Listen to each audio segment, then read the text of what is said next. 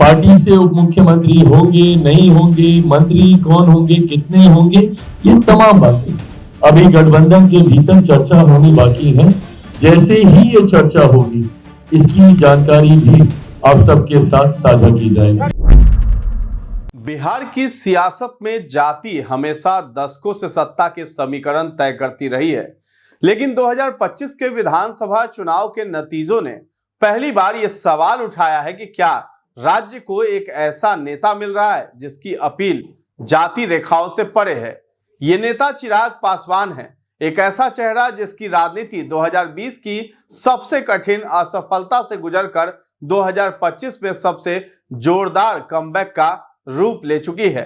नमस्कार, आप देख रहे हैं न्यूज हाट, मैं हूं आपके साथ रितेश शर्मा। बिहार विधानसभा चुनाव 2025 के नतीजे आने के बाद लोक जनशक्ति पार्टी रामविलास प्रमुख चिराग पासवान का आखिरी राजनीतिक कद और बढ़ गया है। कभी खुद को सब्जी में नमक बताने वाले चिराग पासवान आज बिहार में एनडीए का तीसरा सबसे बड़ा हीरो बन गए हैं। लोक जनशक्ति पार्टी रामविलास द्वारा लड़ी गई 29 सीटों में से 19 पर जीत हासिल करके उन्होंने बिहार में एक बार फिर अपनी क्षमता साबित कर दिखाई है। ये चिराग का ही प्रदर्शन है कि एनडीए ने बिहार में 200 सीटों का आंकड़ा पार कर लिया है। उम्मीदवारों के चयन को लेकर पार्टी में असंतोष की बातों के बावजूद चिराग पासवान की पार्टी ने महागठबंधन से 17 सीटें छीन ली हैं। 2020 में उनकी पार्टी एलजेपी रामविलास ने बिहार में 135 सीटों पर उम्मीदवार उतारे थे। पार्टी ने सिर्फ एक सीट जीती थी, जबकि वोट शेयर लगभग 5.7% रहा। 2020 के नतीजे न सिर्फ चिराग के लिए बल्कि पूरी पार्टी के भविष्य के लिए एक चेतावनी थे। इन नतीजों ने चिराग पासवान को उनकी रणनीति, गठबंधन राजनीति और उनके राजनीतिक कथन तीनों पर फिर से गौर करने के लिए मजबूर किया। 2020 का वो साल चिराग के जीवन की सबसे मुश्किल राजनीतिक परीक्षा थी। एलजेपी टूट चुकी थी। चाचा पशुपति पारस के साथ पारिवारिक और राजनीतिक रिश्तों में दरार आ गई थी और राजनीतिक विश्लेषक उन्हें ओवर कॉन्फिडेंट और स्ट्रेटेजिकली नाइव तक कहने लगे थे। लेकिन 2020 की इसी चोट ने चिराग को उनकी सबसे महत्वपूर्ण राजनीतिक सीख दी कि बिहार की राजनीति में सिर्फ भावनात्मक लाइनें खींचना पर्याप्त नहीं है। उन्हें एक नए प्रकार के नेता के रूप में खुद को फिर से पेश करना होगा, जो जातिगत राजनीति से ऊपर उठकर विकास, आधुनिक बिहार, रोजगार, माइग्रेशन और युवाओं के मुद्दों को केंद्र में रखे। कुछ इन्हीं बदलाव के साथ चिराग पासवान 2025 के चुनावी रण में भी उतरे। इस बार चिराग को एनडीए के साथ रहते हुए सिर्फ 29 सीटों पर लड़ने का मौका मिला, यानी 2020 की तुलना में लगभग 5 गुना कम सीटें। लेकिन कम सीटों के बावजूद उनका प्रदर्शन बेहद प्रभावशाली रहा। 29 सीटों में से उन्हें 19 पर जीत हासिल हुई। 2020 की एकमात्र जीत से 2025 की 19 जीतों तक पहुंचना सिर्फ रणनीतिक सुधार की कहानी नहीं है, बल्कि नेतृत्व की नई पहचान का इशारा भी है। बता दें कि एलजेपीआर के चीफ और केंद्रीय मंत्री चिराग पासवान ने बिहार चुनाव के दौरान एनडीए में सीटों के बंटवारे को लेकर भी बड़ा खुलासा किया है। चिराग ने कहा है कि सीटों का सफल बंटवारा केंद्रीय मंत्री नित्यानंद राय की बदौलत ही हुआ है। उन्होंने कहा है कि वो मेरे अभिभावक हैं और मैं उनका बहुत सम्मान करता हूं।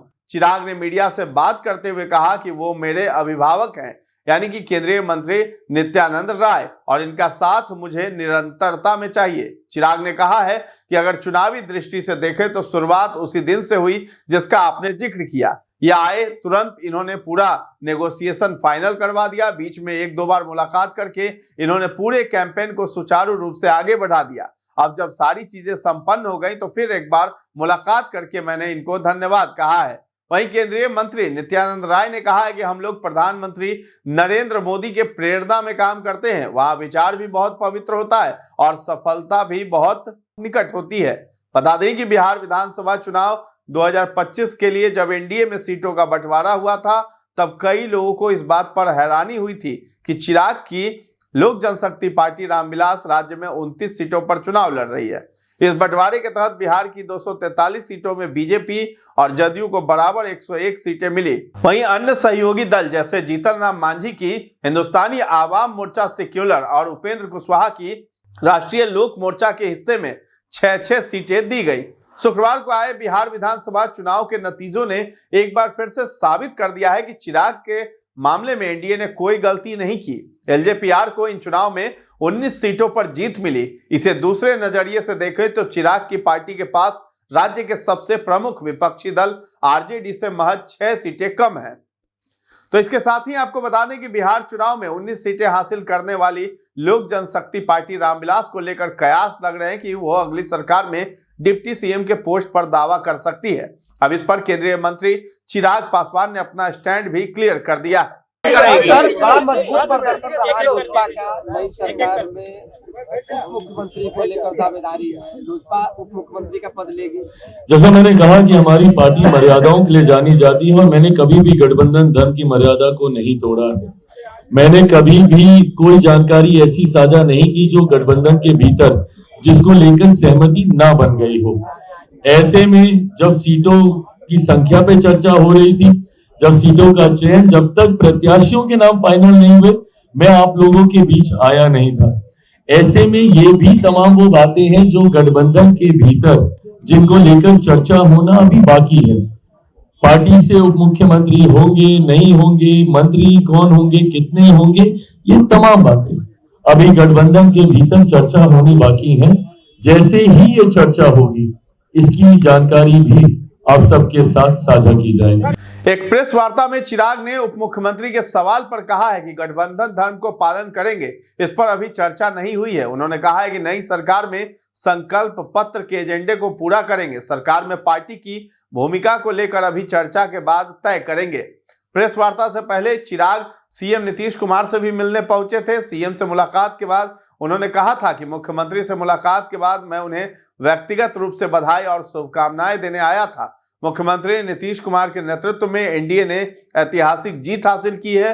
लोक जनशक्ति पार्टी रामविलास के प्रतिनिधि के रूप में मैंने उन्हें बधाई और शुभकामनाएं देने के लिए उनसे मुलाकात की। तो बिहार में चिराग का उदय तो उस समय ही स्पष्ट हो गया था जब 2020 के विधानसभा चुनाव में उनके खराब प्रदर्शन के बाद भी उन्हें उचित हिस्सा मिला। सीटों के लिए उनकी सौदेबाजी की ताकत 2024 के लोकसभा चुनाव के नतीजों से आई, जब उनकी पार्टी ने अपनी लड़ी हुई सभी 5 सीटें जीत ली।